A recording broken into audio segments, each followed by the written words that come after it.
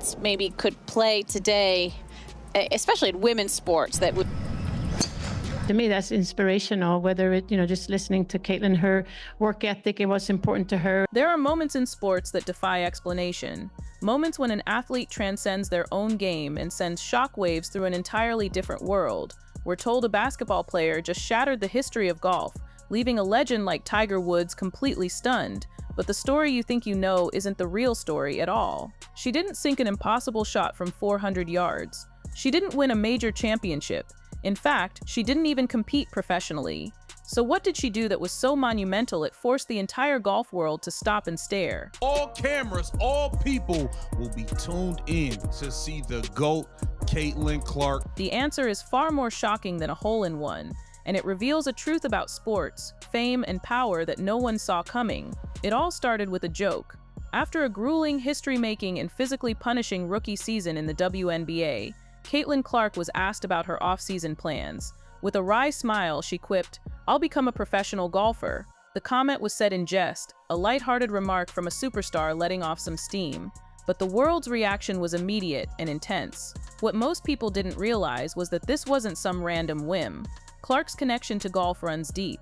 She grew up playing the game with her father, and it remains a genuine passion. She's the kind of fan who has the PGA Tour on her TV every Sunday. Her joke wasn't a pivot to a new career. It was an open invitation for the world to see a different side of her, and the sports world accepted. The first real test of her crossover appeal came in the summer of 2023, before she even entered the WNBA. She agreed to play in the John Deere Classic Pro-Am, an event held just a 45-minute drive from the University of Iowa campus, where she'd become a basketball deity.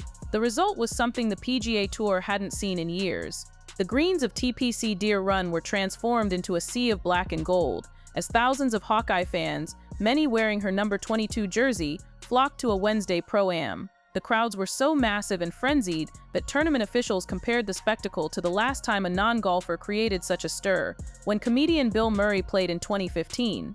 She was paired with two golf heavyweights, Ludvig Aberg, the hottest young player in the world, and Zach Johnson, a two-time major champion and a fellow Iowa legend. Aberg, a man accustomed to the spotlight, was left in awe. "She's a rock star," he told reporters. "I was just a passenger today." But it was Zach Johnson's reaction that was most telling. Here was a Masters and Open champion, a Ryder Cup captain, who admitted he was the second most popular Iowan on the course that day. Johnson recounted a story from just a few months prior. He was at Augusta National for the Masters, the most prestigious event in golf, and he said the main buzz around the clubhouse wasn't about the tournament, it was about Caitlin Clark's upcoming NCAA championship game. He didn't hesitate to call her transcendent. This single event was a proof of concept. It demonstrated that Clark's gravitational pull wasn't confined to a basketball court. It was portable. She could draw record-breaking crowds and media attention to a completely different sport in the middle of the week in a small Illinois town. But this rock star reception was just a preview. When she stepped onto an even bigger stage, alongside the titans of the women's game, the tremors she caused would become a full-blown earthquake. The following year, Clark took her off-season tour to the LPGA, accepting an invitation to play in the Pro-Am for the Annika, an event hosted by one of golf's greatest legends, Annika Sorenstam. And this time, her playing partners were the gods of the women's game, Sorenstam herself and the undisputed world number one, Nelly Korda. What unfolded at the Pelican Golf Club in Florida was less of a golf event and more of a cultural phenomenon. The atmosphere was described as a circus, with a media presence that was completely unheard of for a Pro-Am. Basketball reporters flew in from across the country to cover a golf outing, and the Golf Channel, recognizing the magnitude of the moment, provided rare live coverage. The crowds were simply historic. Annika Sorenstam, a woman who has seen everything in her Hall of Fame career, was asked if she had ever witnessed a Wednesday crowd of that size on the LPGA Tour. Her answer was a blunt and powerful testament to the woman standing next to her. On the LPGA? No. It was a moment that confirmed Clark wasn't just a guest in their world. She was temporarily the center of it. But behind this unprecedented hype, a shocking and deeply human story was playing out inside the ropes. After all the build-up, the circus, and the live TV cameras, Caitlin Clark stepped up to the tee and played like an amateur. Her main goal for the day, she joked, was simple. "I just don't want to hit anyone with a golf ball." On the third hole, she hit a top tee shot that dribbled directly into the rough, a moment one reporter called as human as it gets. A fan had to find her ball nestled in the bougainvillea bushes. But instead of being embarrassed, Clark handled it with the charm that has defined her stardom. She laughed it off, apologized to the crowd, and took a mulligan. Then, with the pressure on, she piped her next drive straight down the fairway. She was candid about her own abilities, admitting that while she can hit the ball, it doesn't always go straight, and that on most days she's just praying to break 100. Yet, her competitive fire was never far from the surface. She drained several fist-pump-worthy birdie putts, including a crucial one on the 12th hole after a brilliant shot from Annika set her up. This duality was captivating. On the basketball court, she is a figure of near-perfect dominance. On the golf course, she was one of us, a weekend warrior battling a slice. Her scorecard was average. Her drives were sometimes wild. So why were the legends of golf left speechless? The secret wasn't in how she played the game. It was hidden in a comparison to the single most dominant name in golf history. This is the moment where the entire story pivots. Caitlin Clark didn't shatter golf history with her swing. She shattered it with her influence. The phenomenon she created on the fairways of the John Deere Classic and the Annika Pro-Am was so profound that it earned her a comparison to the one person who truly changed the game of golf forever, Tiger Woods. The claim is so audacious it sounds like hyperbole, but it came directly from the top. WNBA Chief Marketing Officer Phil Cook explicitly stated that Clark's arrival in the league was a Tiger Woods entering the PGA Tour moment. Former NFL star and analyst Robert Griffin III was even more direct. Caitlin Clark is the WNBA's Tiger Woods, he declared. More people watch the W because of her, period. But what does this comparison actually mean? It was never about comparing her golf game to Tiger's. It's about recognizing a rare, transcendent athlete who fundamentally alters the economic and cultural landscape of their entire sport. When Tiger Woods exploded onto the scene, he did more than just win majors. He made golf cool. He brought a new, diverse generation of fans to a sport that had been seen as stuffy and exclusive. He created a celebrity atmosphere that attracted massive new television deals and sponsorship dollars, transforming the PGA Tour's ecosystem forever. The money, the ratings, the global interest, it all skyrocketed because of him. Caitlin Clark is doing the exact same thing for women's basketball. She is a catalyst who is drawing in new audiences from every demographic, especially young fans who see themselves in her. Because of her, new sponsors are investing millions, TV networks are fighting for broadcast rights, and arenas are selling out. She acts as a kind of gravitational lens. Her star power is so immense that she bends the light of the entire media universe toward her sport. This doesn't just illuminate her, it illuminates everyone around her. Other players get more exposure, the league's profile rises, and casual viewers who tune in for Clark become dedicated fans of the WNBA itself. Her golf appearances were the perfect microcosm of this effect. She bent the attention of the golf world toward herself, and in doing so brought unprecedented exposure to the LPGA and its stars. But a claim this monumental comparing a rookie to Tiger Woods demands more than just an opinion. It requires cold, hard proof. And the numbers behind the Caitlin Clark effect are simply unbelievable. If the Tiger Woods effect is the theory, then the data from Caitlin Clark's rookie season is the undeniable proof. The numbers don't just show growth, they depict a league being completely reborn in real time. It started before she even played a single professional game. The 2024 draft, where she was selected number 1 overall, averaged a staggering 2.45 million viewers. That wasn't just the most in WNBA history, it was the most watched WNBA telecast of any kind since the year 2000. The fuse had been lit.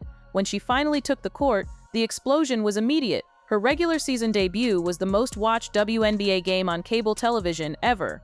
Throughout the season, a record 22 different games surpassed the 1 million viewer mark, a threshold that was once a rarity, while games featuring her Indiana Fever averaged an incredible 1.26 million viewers. The most profound statistic might be this: viewership for games not involving Caitlin Clark still saw a massive 37% increase. The rising tide was indeed lifting all boats. People were coming for Clark, but they were staying for the league. This viewership boom was mirrored in arenas across the country. The Indiana Fever shattered their single-season home attendance record, drawing over 340,000 fans. The demand to see her was so high that opposing teams had to move their home games against the Fever out of their regular arenas and into much larger NBA venues. This led to historic, sellout crowds in Los Angeles, New York, and Seattle. The Washington Mystics twice moved their game to the Capital One Arena, drawing over 20,000 people each time, including the highest regular season attendance in WNBA history, with 20,711 fans. Then there's the money. On StubHub, ticket sales for the Indiana Fever increased by a mind-boggling 13-fold, that's 1,300%, while league-wide sales jumped 93%. On draft night, her number 22 jersey sold out on Fanatics in less than an hour, setting a record for the fastest-selling draft pick jersey in any sport. By the end of the year, her jersey hadn't just outsold every other player in the WNBA, it had outsold every single player in the NBA, with the lone exception of Stephen Curry. The financial impact was so seismic that one finance professor, after analyzing all the data, determined that Caitlin Clark's presence was directly responsible for more than 25% of the WNBA's entire revenue in 2024. She wasn't just a player, she was an economy. But with this unprecedented level of fame and the weight of a league on her shoulders, a dark side began to emerge on the court, a brutal reality that makes her time on the quiet green fairways more important than anyone could possibly imagine. For all the records she broke and the fans she created, Caitlin Clark's rookie season was also defined by a fierce and often ugly controversy. From her very first game, she became a target. Seasoned veterans were accused of subjecting her to a level of physicality that crossed the line from welcome to the league toughness into something more malicious, a phenomenon the media quickly labeled as hazing. The debate ignited a firestorm, with analysts and fans fiercely arguing over every hard foul and off-ball shove. The flashpoint came during a game against the Chicago Sky. In a moment that would be replayed endlessly, Skyguard Chennedy Carter delivered a cheap shot, an off-ball shoulder check that sent an unsuspecting Clark crashing to the floor. The play happened away from the ball before an inbound pass and was initially ruled a common foul. The public backlash was so immense that the league was forced to review the play the next day, upgrading it to a flagrant 1 foul. That single incident blew the lid off the simmering tension. The narrative became incredibly complex, touching on sensitive issues of jealousy, race, and privilege, and placing an unimaginable amount of pressure on a 22-year-old rookie. Through it all, Clark's public response was a masterclass in composure. She consistently downplayed the physicality, often falling back on her upbringing. "I grew up with 2 brothers," she said. "Things were very, very physical. A lot of blood, a lot of tears." In another interview, she displayed a veteran's mindset, stating, "I know I'm going to take a couple hard shots a game, and that's what it is. Don't let it get inside your head." But behind the tough exterior, the constant physical battering and the relentless media scrutiny took a toll. This is what makes her time on the golf course so vital. It was more than just a hobby, it was a sanctuary. It was an escape from the secret war being waged on the basketball court. Annika Sorenstam shared a revealing anecdote from their Pro-Am round. Late in the day, after hours of walking the course, Clark turned to the legend and admitted, "I'm so tired." Sorenstam realized that Clark, an athlete who could run up and down a basketball court for 40 minutes, was experiencing a different kind of exhaustion, a mental grind. Golf provided a necessary release valve. On the course, the stakes were lower. The pressure was internal, not external. The quiet focus required to hit a golf shot was the perfect antidote to the chaotic, high-impact world of professional basketball. Her moments of laughter after a top tee shot weren't just about a bad swing. They were acts of defiance against the crushing weight of her day job. While the basketball world was locked in a fierce debate about her treatment, the icons of the golf world were watching her closely. They had seen her game, they had seen the crowds, and their final verdict would be the most telling of all. After the crowds had dispersed and the cameras were turned off, the legends of golf delivered their final verdict on Caitlin Clark, and what they had to say had almost nothing to do with her golf swing. They weren't focused on her score or her stats. They were captivated by something far more powerful: her presence, her poise, and her undeniable impact on their world. Nelly Korda, the world's #1 player, was most impressed by Clark's composure under the intense media glare. "It was great to see how relaxed she was," Korda observed. "You can see how she's comfortable playing in front of a larger crowd." Then Korda made a stunning admission that perfectly encapsulated the Clark effect in action. I've never really tuned into watching basketball before her, honestly," she said. The greatest female golfer on the planet was now paying attention to the WNBA, all because of one person. Annika Sorenstam, the tournament's iconic host, was equally blown away. She was fascinated by Clark's mindset as a fellow elite athlete, peppering her with questions about her practice routines, her gym workouts, and her thoughts on the future of women's sports. But it was the sheer spectacle that left the deepest impression. Her statement that she had never seen a Pro-Am crowd like that in her entire LPGA career served as the ultimate endorsement of Clark's unprecedented drawing power.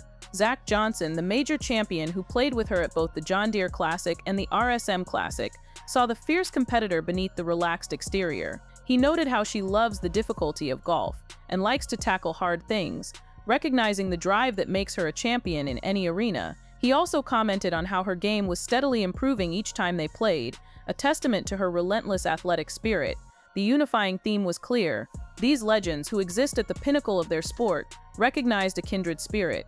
They saw past the amateur golf swing and identified the core qualities of a transcendent superstar: grace under pressure, an unbreakable competitive will, and a rare magnetic ability to bring new energy and new fans to any sport she touches. Their validation was the final piece of the puzzle. It came from outside the WNBA ecosystem, free from any bias, and it confirmed what the world was beginning to understand. The Caitlin Clark phenomenon wasn't just a basketball story, it was a sports story. In the end, Caitlin Clark did shatter golf history, but she did it without a 13-under par score or a championship trophy. She shattered it by redefining what it means to have an impact. She proved that an athlete's greatness isn't measured solely by their wins and losses or the records they break within their own sport. True, lasting greatness is measured by the ability to elevate an entire league, to create a cultural moment that draws in millions of new fans, and to build a bridge between worlds that were once miles apart. She didn't break course records at the Annika Pro-Am. She broke attendance and viewership records for a simple Wednesday exhibition. The comparison to Tiger Woods was never about their golf swings. It was about their shared status as generational forces who transcended their sport and changed the game forever. She conquered the golf world for a brief, unforgettable moment, not by being the best player, but by being the most important person on the course. She reminded everyone that talent has no limits and influence knows no boundaries. And she left the entire sports world with one final, burning question. Has Caitlin Clark permanently changed the landscape for women's sports, creating a new level of visibility that will last for years to come? And what sport will be the next to feel the power of the Caitlin Clark effect?